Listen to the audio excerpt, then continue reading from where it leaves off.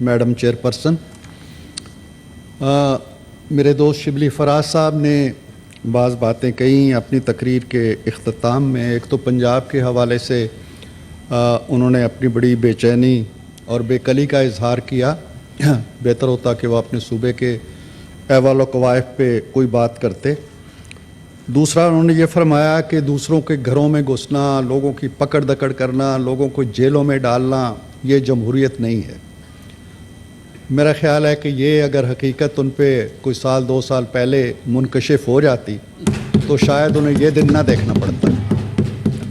फिर उन्होंने ये फरमाया जी कि ये सारा सब कुछ जो होता है, इस तरह की जो हरकतें होती हैं, ये साहब मैं आपको रोकना नहीं चाहती, लेकिन अगर वज़ीर क़ानून या कोई और अपने अपोजिशन को कह दें कि अंदर आ जाए, हौसला रख के एक दूसरे की बात सुने तहम्मुल से। जी हाँ, जी बट आपने अपना काम करना है। जी शुक्रिया। तो उन्होंने कहा जी कि पंजाब में फुस्तायत है और डिक्टेटरशिप है। मैं इस पे भी कोई इजहार ख्याल नहीं करना चाहता, क्योंकि उनके पैमाने के मुताबिक अगर हम मापा आज के दौर को देखा जाए तो सूरत हाल उनको ज़्यादा अच्छे तरीके से समझ आ सकती है। मेरी गुजारिश ये है कि मैं अपने बरादर अज़ीज़ फैसल वाडा ने एक बड़ा इम्पॉर्टेंट इशू खड़ा किया है, और ये इम्पॉर्टेंट इशू इसलिए नहीं है कि जिस शख्स ने ये मामला उठाया है उसका नाम फैसल वाडा है या उसका ताल्लुक़ किसी ख़ास जमात से है या नहीं है। मैं समझता हूँ कि इस पार्लियामेंट, इस ऐवान का रुकन, इस सेनेट का रुकन, ऐवान बाला का रुकन, चाहे यहाँ बैठा हो या वहाँ बैठा हो, खुदा करे कि आप पे भी ये दिन ना आए कभी। तो ये मामलात जो हैं, इनको मेरा ख्याल है सियासत की ऐनक से हट के देखना चाहिए, क्योंकि एक पार्लियामेंटेरियन के बारे में जो सलूक रवा रखा जाता है वो पार्लियामेंट के बारे में रवा रखा जाता है, और जो पार्लियामेंट के बारे में रवा रखा जाता है उसका मतलब ये है कि वो 25 करोड़ अवाम के बारे में रवा रखा जाता है। यहाँ हर शख्स जो बैठा हुआ है, इर्रेस्पेक्टिव ऑफ द फैक्ट कि वो इधर बैठा है या उधर बैठा है, वो अवाम की नुमाइंदगी करता है, और उसका एहतराम इसी हवाले से किया जाना चाहिए, होना चाहिए। अभी जो ख़बर आई रऊफ़ हसन साहब के बारे में, मैं रऊफ़ हसन साहब को ज़ाती तौर पे जानता हूँ, मेरे बड़े करीबी दोस्तों में से हैं, बल्कि एक ऐसे ख़ानदान से ताल्लुक़ रखते हैं जिसके साथ हमारे ख़ानदानी मरासिम हैं। इन चीज़ों से कते नज़र उनके साथ जो कुछ हुआ है उसकी मैं भरपूर मज़म्मत करता हूँ, अपनी जमात की तरफ से भी और मेरा ख्याल है इन तमाम बेंचेस की तरफ से भी, इसलिए कि ये फुस्ताई रवैये जो हैं और इस तरह की जो हरकतें हैं, ये किसी की आवाज़ को चुप नहीं करा सकते। आप दूसरे के कद काठ को ज़्यादा नुमायाँ करते हैं जब कोई इस तरह की बात होती है। ऐसा नहीं होना चाहिए, ऐसा कल भी नहीं होना चाहिए था, ऐसा आइंदा भी नहीं होना चाहिए। तो मुझे बहुत अफसोस हुआ। इंशाअल्लाह तारड़ साहब ने यकीन दहानी कराई है, कल वो इस पर जामे रिपोर्ट पेश करेंगे। मैडम चेयरपर्सन, अदलिया के हवाले से अगर बात की जाए तो हमारी अदलिया का एक किरदार तो वो है जो उसने आइन के बारे में रवा रखा पिछले 76-77 सालों के दौरान। उसका एक किरदार वो है जो उसने आइन शिकनों के बारे में रवा रखा। उसका एक किरदार वो है जो उसने जमहूरियत के बारे में रवा रखा। उसका एक किरदार वो है जो उसने जमहूरियत शिकनों के बारे में रवा रखा। उसका एक किरदार वो है जो उसने सियासत के बारे में रवा रखा, और एक किरदार वो है जो सियासतदानों के बारे में रवा रखा। आप देखिए कि जब भी आइन तोड़ा गया, मैडम चेयरपर्सन, उन्होंने आइन तोड़ने वाले के गले में फूलों के हार डाले, उसके हाथ पे बैत की और उसके तमाम अक़दामात को जायज़ करार दिया, और उसे लिख के दिया कि आइंदा भी इस आइन के अंदर अगर कोई तोड़ फोड़ करना चाहते हो तो तुम्हारी मर्ज़ी है, जो मर्ज़ी है कर लो। और उन्होंने अपनी मर्ज़ियाँ की। इसी तरह जब भी जमहूरियत कुशी हुई, उन्होंने जमहूरियत कुशों का साथ दिया, और सियासतदान डे 1 से, जब मौलवी तमीज़ुद्दीन की असम्बली तोड़ी गई तो वो एक रिक्शे में बैठ के बुरका पहन के कोर्ट पहुँचे थे। ये भी इजाज़त नहीं थी कि वो कोर्ट पहुँच सके, उनके रास्ते रोक लिए गए थे। تو یہ داستانیں بڑی پرانی ہیں. تو عدلیہ نے جو ایک ایگزامپل سیٹ کی شروع میں ابتدائے کار میں ہی پہلے 6-7 سالوں کے اندر کہ جی ایک نظریہ ضرورت بھی ہوتا ہے, اور اس نظریہ ضرورت نے ہمیشہ جمہوریت کا سر کچلا, ہمیشہ آئین کا سر کچلا, ہمیشہ سیاستدانوں کا سر کچلا, اور ہمیشہ سیاسی جو اقدار ہیں ان کا سر کچلا. جناب چیئرپرسن, ایک ہوتا ہے عدالت کا فیصلہ. عدالت معاملے کو دیکھتی ہے, جانچ پرکھ کرتی ہے, وکلا آتے ہیں, اپنا مقدمہ پیش کرتے ہیں, آئین ہوتا ہے, قانون ہوتا ہے, روایات ہوتی ہیں, ضابطے ہوتے ہیں, ان کی نگاہ میں وہ دیکھتی ہے, وہ فیصلہ کر دیں 100 بسم اللہ. لیکن انہیں یہ استحقاق کس نے دیا ہے کہ چلیں آپ نے تنخواہ نہ لینے پہ, بیٹے سے تنخواہ نہ لینے پہ آپ نے گھر بھیج دیا, چلیں بھیج دیا, اس نے مان لیا, وہ گھر بھی چلا گیا اپنی وزارت عظمیٰ چھوڑ کے. آپ کو کس نے یہ استحقاق دیا تھا کہ آپ اس کے ماتھے پہ سسیلین مافیا کا داغ چپکائیں؟ یہ کس نے کہا تھا آپ کو؟ آپ کو کس نے کہا تھا کہ اس کو گاڈ فادر کا نام دیں؟ آپ کو کس نے کہا تھا کہ اس سینیٹر کو آپ پراکسی کہیں؟ یہ اختیار آپ کہاں سے لیتے ہیں؟ یہ کون سا آئین ہے, کون سا ضابطۂ اخلاق ہے؟ میرے ایک بہت ہی محترم جج صاحب نے 2-3 دن پہلے عطر من اللہ صاحب نے ایک تقریر کی, ایک فنکشن میں, ایک تقریب میں فیڈرل جوڈیشل اکیڈمی میں, اور انہوں نے فرمایا کہ اگر ہم امام ابو حنیفہ رحمۃ اللہ علیہ کے ضابطۂ اخلاق پر عمل کریں اور اس کو اپنا لیں تو ہماری عدلیہ میں انقلاب برپا ہو جائے گا. کہاں امام ابو حنیفہ؟ آپ تو کارنیلیس نہیں بن سکے, آپ تو بھگوان داس بھی نہیں بن سکے. آپ نام لیتے ہیں امام ابو حنیفہ کا. امام ابو حنیفہ کو کیا کیا سزائیں نہیں ملی, کوڑے تک کھانے پڑے, انہوں نے منصب قضا قبول نہیں کیا. انہوں نے کہا یہ کام میں نہیں کر سکتا. آپ تو اس کے پیچھے بھاگتے ہیں, آپ تو سرنگیں لگاتے ہیں کہ میں کس طرح اس منصب تک پہنچوں. آپ تو کیسے کیسے حربے اختیار کرتے ہیں. آپ کہاں, امام ابو حنیفہ کہاں؟ اور امام ابو حنیفہ نے جو ضابطۂ اخلاق چھوڑا تھا اپنے طالب علموں کے لیے, انہوں نے کہا تھا تم میں سے بہت سے لوگ قضا کے منصب پہ بیٹھیں گے, لیکن ان چیزوں کا خیال رکھنا ہے تم نے. اور جب خلیفہ منصور نے کہا امام ابو حنیفہ سے, تو ان کا جواب کیا تھا؟ تاریخ کا حصہ ہے. آپ نے کہا کہ میں تمہیں بتا دوں, اگرچہ تم مجھ پر بھروسہ کر رہے ہو, میں اگر خوشی سے بھی یہ عہدہ قبول کر لوں تو بھی کوئی مقدمہ آیا تو تمہارے خلاف فیصلہ دینے سے گریز نہیں کروں گا. بادشاہ وقت کے منہ پہ کہا, اور اگر مجھے یہ دھمکی دی جائے کہ اس فیصلے سے باز آ جاؤ ورنہ تمہیں دریائے فرات میں غرق کر دیا جائے گا, تو میں فیصلہ بدلنے کے بجائے دریائے فرات میں غرق ہو جانے کو ترجیح دوں گا. دس از امام ابو حنیفہ. کن کا نام لیتے ہیں آپ اپنے کردار و عمل کو دیکھیں, آپ اپنے اخلاقیات کو دیکھیں. امام ابو حنیفہ کا قول ہے کہ اگر جج غصے میں ہو تو اسے کرسی سے اٹھ جانا چاہیے اس وقت. اگر جج غصے میں ہو تو اسے فیصلہ نہیں کرنا چاہیے. آپ کے منہ سے کف نکل رہی ہوتی ہے, آپ ریمارکس دے رہے ہوتے ہیں, آپ کے ماتھے میں شکنیں پڑی ہوتی ہیں, آپ اپنے قلم چلانے کے بجائے زبان آپ چلا رہے ہوتے ہیں.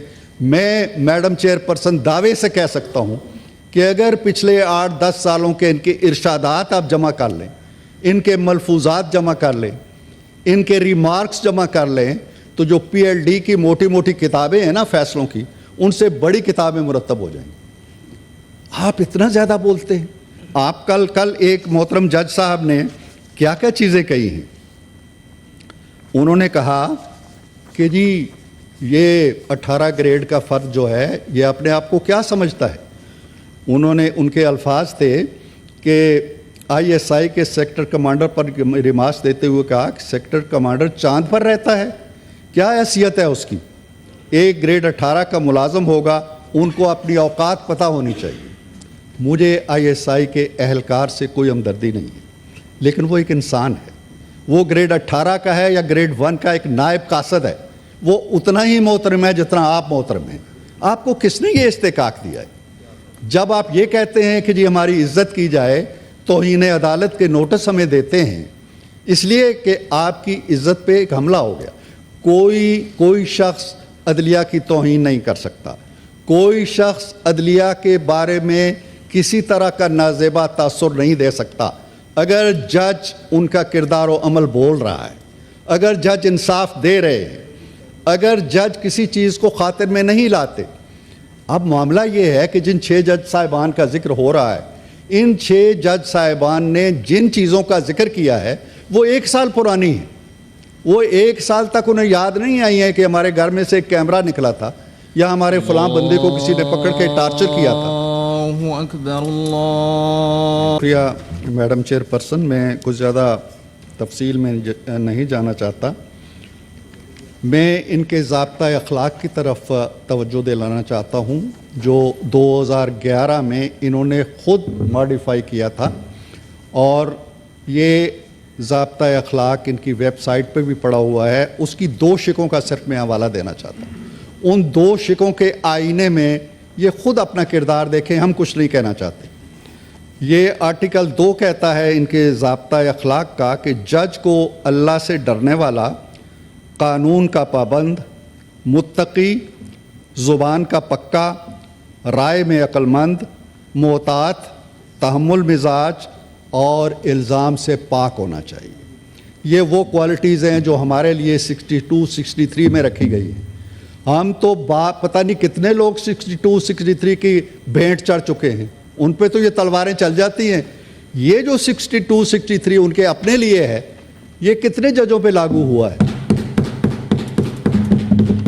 اور پھر کہتے ہیں کہ انصاف کرتے ہوئے اسے مضبوط ہونا چاہیے. خود اپنے الفاظ ہیں ان کے, لیکن کھردرا مزاج نہیں ہونا چاہیے.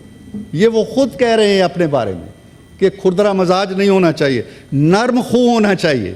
یہ نرم خوئی ہے کہ آپ بات بات پہ کہتے ہیں وزیر اعظم کو بلائیں گے. وزیر اعظم کو آپ اس طرح بلاتے ہیں جس طرح کوئی بیوروکریٹ جو ہے وہ بیل دبا کے اپنے نائب قاصد کو بلاتا ہے کہ چائے لے کے آؤ. یہ اوقات آپ نے رکھی ہوئی ہے اس کی. اور پھر کل یہ بھی فرمایا گیا کہ جی اگر ہم وزیر اعظم کو بھی بلائیں گے اور ہم کابینہ کو بھی بلائیں گے, پوری کابینہ ان کے سامنے صف بستہ ہو کے کھڑی ہو جائے گی. کل آپ کہیں گے جی کہ انہوں نے تقریریں کی ہیں اور ہم پوری سینٹ کو بھی بلائیں گے, 100 بندے آ کے کھڑے ہو جائیں ہمارے سامنے, اور میڈم چیئر پرسن کو بھی بلائیں گے کہ ان کی سرکردگی میں کیوں ہوا ہے یہ سارا کچھ. ایسے نہیں ہونا چاہیے. آپ اپنی حدود و قیود کا خیال رکھیں. اور پھر آخری ایک شق ہے ان کی آرٹیکل 5 ہے کہ جج کا عمل عوام کے سامنے ہوتا ہے, اس لیے اسے وہ تمام شہرت مل جاتی ہے جو اس کے لیے ضروری ہے, سو اسے شہرت کے پیچھے نہیں بھاگنا چاہیے. یہ جو ریمارکس آپ دیتے ہیں نا, یہ شہرت کے پیچھے بھاگتے ہیں. آپ صبح اٹھ کے اخبار دیکھتے ہیں کہ میری سرخی لگی ہے کہ نہیں لگی. یہ طریقہ کار جج صاحبان کو زیب نہیں دیتا. جج صاحبان محترم ہیں, مقدس ہیں, لیکن اگر آپ کئی منزلہ ٹاورز کو راتوں رات گرا دیں تو بھی ٹھیک, غریبوں کو آپ بے گھر کر دیں تو بھی ٹھیک, آپ 23 لاکھ کیسز چھوڑ کے اپنے الماریوں میں ڈیم بنانے نکل جائیں تو بھی ٹھیک, آپ ایک چلتا چلاتا ایک ہاسپٹل بند کر دیں اپنے بھائی کی خاطر تو بھی ٹھیک, آپ وزیر اعظم کو کہیں جی کہ تم گھر چلے جاؤ تنخواہ نہیں لی تو بھی ٹھیک, آپ ایک وزیر اعظم کو 2 منٹ کی سزا دے کے کورٹ کے اندر کہہ دیں گھر چلے جاؤ تو بھی ٹھیک. ہم کہاں ان ٹھیک کی کھیل کے اندر اپنے آپ کو رسوا کرتے چاہے. یہ ہاؤس جو ہے, پارلیمنٹ جو ہے, مدر آف آل انسٹیٹیوشنز کہلاتی ہے. آپ ماں کے بارے میں بھی ہم قانون بناتے ہیں, آپ کہتے ہیں کہ نہیں یہ ماں غلط کر رہی ہے اس کو پھینک دو. اور پھر یہ ہے کہ جج کے لیے جج ترازو انصاف کا نشان ہے. جج کے ہاتھ میں ترازو ہے اگر, تو وہ ترازو کے پلڑوں کو جھکنے نہ دے. یہ نہیں کہ ایک کو سسلین مافیا کہے اور دوسرے کو کہے گڈ ٹو سی یو. ایسے تو نہیں جج کرتا نا. ایک جو ہے ہم سے بھی چھینا تھا انہوں نے. صدیقی آپ بات کیجئے پلیز. صدیقی صاحب آپ کراس ٹاک میں نہ پڑیں, آپ بات کیجئے. نو کراس ٹاک پلیز. کہ ایک شخص کہے ابھی 2 دن پہلے ایک شخص 2 دن پہلے کہے کہ جی یہ جو چیف جسٹس ہے اسلام آباد ہائی کورٹ کا، اس کا کردار شرمناک ہے، یہ ٹاؤٹ ہے. یہ کیا واڈا سے کم گالی تھی؟ واڈا نے تو کوئی گالی دی نہیں ہے، واڈا نے تو ایک سوال پوچھا ہے. اگر آپ کے ترازو کے اندر اتنی سکت ہے اور آپ اپنے ہاتھ سے ان پلڑوں کو متوازی رکھ سکتے ہیں، متوازن رکھ سکتے ہیں، تو نوٹس لیں ہر ایک کا. یہ نہ کریں کہ جی یہ مجھے اچھا نہیں لگتا، یہ مجھے اچھا لگتا ہے اس لیے 10 گناہ معاف ہیں، اور یہ کوئی گناہ نہ کرے تو بھی اسے کٹہرے میں کھڑا کر لو. تو عدلیہ کا جو وقار، مقام، تقدس، یہ ساری چیزیں پھوٹتی ہیں عدلیہ سے. اگر ان کا قلم نہ چلے اور ان کی زبان ہی چلے، آپ ہماری گردنیں بے شک اڑا دیں لیکن ہمیں بے لباس تو نہ کریں نا. گردنیں اتاریں، لباس تو نہ اتاریں نا. ہر روز ایک نیا الزام لگ جاتا ہے جی کہ سیاستدان نے یہ کر دیا، اس نے یہ کر دیا. ٹھیک ہے، آپ کے پاس قانون کی طاقت ہے، تجاوزات آپ نے بنا لیے، آپ کے تجاوزات کی حدیں انتظامیہ کے اندر چلی گئی، انتظامیہ کو بے بس کر دیا ہے آپ نے قانون بنا دیے، فیصلے دے دیے جی کہ وزیر اعظم کچھ نہیں کر سکتا. وزیر اعظم کا نام ہے کابینہ اور چیف جسٹس کا نام چیف جسٹس تھا اس وقت. یہ تو اب آ کے 184(3) کے اختیارات انہوں نے تقسیم کیے. اس وقت کہتے تھے نہیں، جو چیف جسٹس ہے وہ اکیلا ہی چیف جسٹس ہے. آپ نے باندھ کے رکھ دیا ہے. آپ نے ایک محسن عزیز صاحب، ایک تبادلہ نہ ہونے پہ یہ پیغام دیا گیا جناب سر عام ایک جج صاحب نے جو رخصت ہو گئے ہیں، عظمت سعید شیخ صاحب نے کہا کہ جا کے وزیر اعظم کو بتا دو کہ اڈیالہ جیل میں بڑی جگہ پڑی ہوئی ہے، ایسے نہ کرے، پروموٹ کرے اس کو. اب میں گواہ ہوں کہ وزیر اعظم نے خط لکھا چیف جسٹس کو کہ جناب علی یہ اس طرح کی زبان آپ کے جج استعمال کر رہے ہیں. آج کا دن ہے، اس خط کا جواب ہی نہیں ملا ہمیں. تو بڑے احترام کے ساتھ اور بڑے ادب کے ساتھ ہم آپ کا بہت ادب کرتے ہیں. آپ خود اپنے ادب کے تقاضوں کو پہچانیں. ہم آپ کا بڑا احترام کرتے ہیں، آپ خود اپنے احترام کے تقاضوں کو پہچانیں. ہم آپ کو سر آنکھوں پہ بٹھاتے ہیں، آپ خود اپنی قدر و منزلت کو محسوس کریں. میں بہت شکر گزار ہوں، آپ نے خاصا وقت مجھے دیا. Thank you very much. Thank you. 10 minute کی ہاؤس بریک لے لیجیے. شکریہ.